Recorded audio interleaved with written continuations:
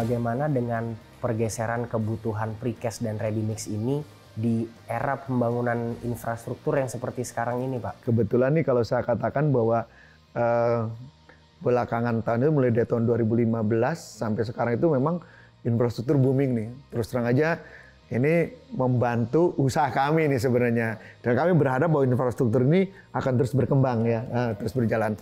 Nah Pak, mungkin pertanyaan berikutnya lebih seputar pabrik Pak. Pastinya kan Waskita Precast memiliki lebih dari satu pabrik. Nah pabrik ini mungkin lokasinya di mana saja, lalu apakah semua pabrik ini bisa membuat semua jenis precast? Bagaimana Pak? Dan mungkin juga terakhir adalah bagaimana kapasitas keseluruhan dari pabrik-pabriknya? Jadi memang kapasitas terpasang pabrik saat ini adalah di 3,7 juta ton per tahun. Per tahun. Nah, per tahun. Jadi itu udah gabungan antara putar dan non putar. Putarnya itu hanya 30%. Kemudian yang non putar 70% dari kapasitas. Pabrik kita itu memang kebanyakan di Pulau Jawa. Yang pertama itu kalau saya dilihat di ujung barat ya dari Jawa itu, situ ada Bojonegara. Bojonegara, kenapa saya katakan Bojonegara? Bojonegara itu kita siapkan memang pabrik yang cukup besar. Jadi di kami itu ada 3 tipe pabrik. Satu tipe A, tipe B, tipe C. Nanti kita akan coba lihat tipe A seperti apa. Jadi tipe A itu adalah pabrik dengan kapasitas cukup besar. Jadi itu bisa memproduk spoon pile baik putar maupun non putar.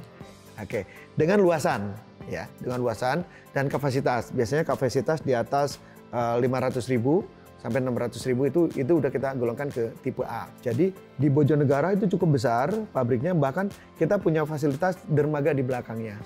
Nah, kemudian kita juga punya pendukungnya adalah quarry di Bojonegara. Sehingga ini adalah cukup besar. Kemudian baru kita bergeser ke arah Jakarta. Geser sedikit Jakarta ke timur tuh ada namanya Cibitung. Oke. Cibitung ini termasuk tipe C. Nah, tipe C kenapa? Kenapa kita katakan tipe C? Karena dia hanya produk non putar. Kerawang ini lebih luas lagi. Jadi misalkan untuk proyek-proyek yang mensupport juga ke dalam kota, juga untuk support yang ke arah tengah. Oke. Nah, di sini tuh ada selain Kerawang, Kerawang ini tipe A. Tipe A besar karena di situ ada learning center juga, ada lab juga, gitu kan. Di sini produknya putar dan non putar. Kemudian kita geser lagi ke arah timur, ketemulah Sadang. Oke, Sadang ini tipe B, gitu kan. Tipe B di situ bisa putar, bisa non putar, tapi kapasitasnya lebih kecil daripada Kerawang. Oke, ya dari tipe A. Jadi Sadang, kemudian geser lagi itu ada Kalijati, gitu. Ada Kalijati, ini juga tipe B. Dia bisa putar, bisa non putar, gitu ya Kalijati. Kemudian kita geser lagi ke arah timur, ketemulah Subang. Subang itu kalau misalkan keluar dari jalan tol, itu persis banget keluar jalan tol. Nah ini juga tipe D, karena dia bisa memproduksi putar maupun non putar. Tapi rata-rata tidak sebesar Kerawang dan Bojonegara. Nah kira-kira itu yang ada di Jawa Barat dan Jakarta. Kemudian kita geser lagi yang agak ke tengah, itu Klaten. Nah, Klaten itu tipe C. Jadi Klaten itu tipe C hanya memproduksi non putar. Oke ya, non putar itu untuk untuk mensupport dulu bandara baru yang di Kulon Progo. Oke, kemudian ada beberapa jalan nantinya kelihatan akan ada yang namanya jalan tol Solo Yogyakarta sama Semarang Solo. Dari Boyolali dari Solo ke Jogja. Kira-kira itu yang ada di Klaten. Kemudian kita geser juga ke arah timur, itu nanti kita punya Prambon di sana.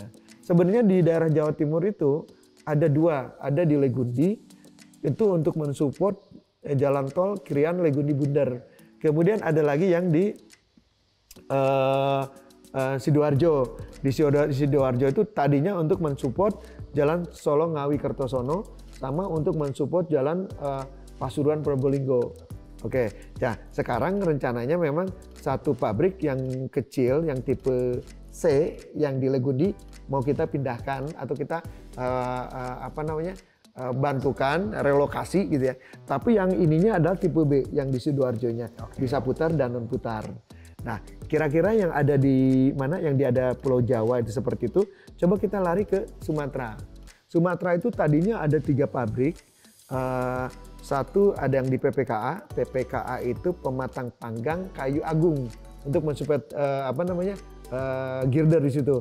Tapi setelah proyek kita tutup di situ. Kemudian ada di Suta.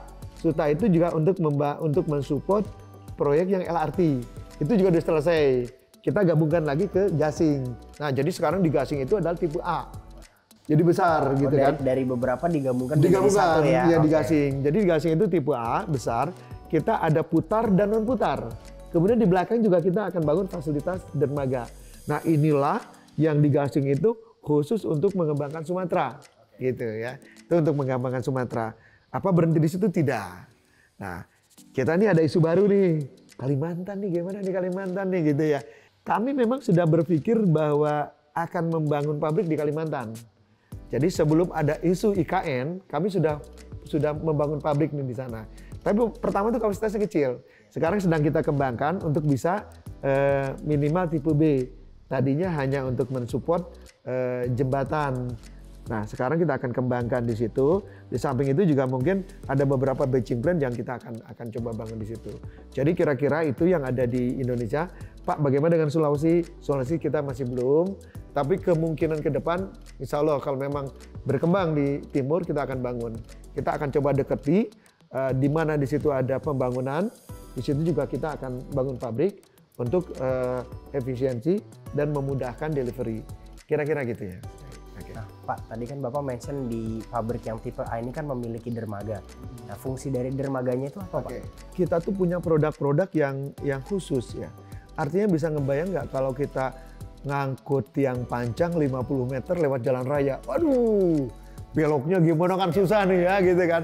Nah, terus gimana nih gitu kan. Ya sudah kita bangun dermaga di belakang. Jadi sehingga si gantry keren kita itu langsung ke dermaga. Ini langsung dibat, disimpan, nanti dikirim ke sana sampai lokasi. Nanti lokasi di situ baru nanti kita akan, karena gini, kebanyakan kalau yang tiang-tiang pancang yang panjang itu kita biasanya untuk offshore. Jadi misalkan kalau kita lihat misalkan di laut ya, laut itu kan punya kedalaman. Anggaplah kedalamannya itu 30 meter. Kalau kita bikin tiang panjang 50 meter kan masih ada yang nongol tuh 20 meter baru kita pancang gitu. Ya, sehingga kenapa kita menghindari sambungan, karena ya itu tadi, sambungan itu kan rawan korosi gitu kan. Kita harus pasang namanya cathodic protection. Betul. Tapi kalau kita utuh ya, itu kan lebih bagus. Solid, Pak. Iya, lebih solid. Jadi memang kenapa fungsinya dermaga itu kita bangun, itu memang untuk memudahkan supply, untuk memudahkan baik itu bongkar maupun muat. Pak, untuk pertimbangan sendiri nih dari Waskita Precast ini untuk membangun sebuah pabrik itu apa, Pak? Pertimbangan utamanya. Pertimbangan itu memang yang paling dominan itu adalah demand. Kemudian kita lihat prospek. Mungkin sekarang kalau lihat di Kalimantan itu demand-nya masih kurang nih, tapi prospek loh ya ini kan gitu. Jadi kita melihat yang namanya rencana pembangunan ya. Kalau dulu kan ada rencana pembangunan jangka panjang gitu kan. Terus kita melihat kira-kira mana yang akan berkembang. Oke, kita punya lihat kebijakan pemerintah seperti apa, di mana saya harus memasang pabrik gitu kan. Nanti kita lihat gitu kan. Kita lihat ternyata di sini akan berkembang. Contohnya di Kalimantan gitu kan. Siapa tahu 10 tahun yang lalu belum pernah ada orang berpikir untuk membangun ibu kota di Kalimantan ya.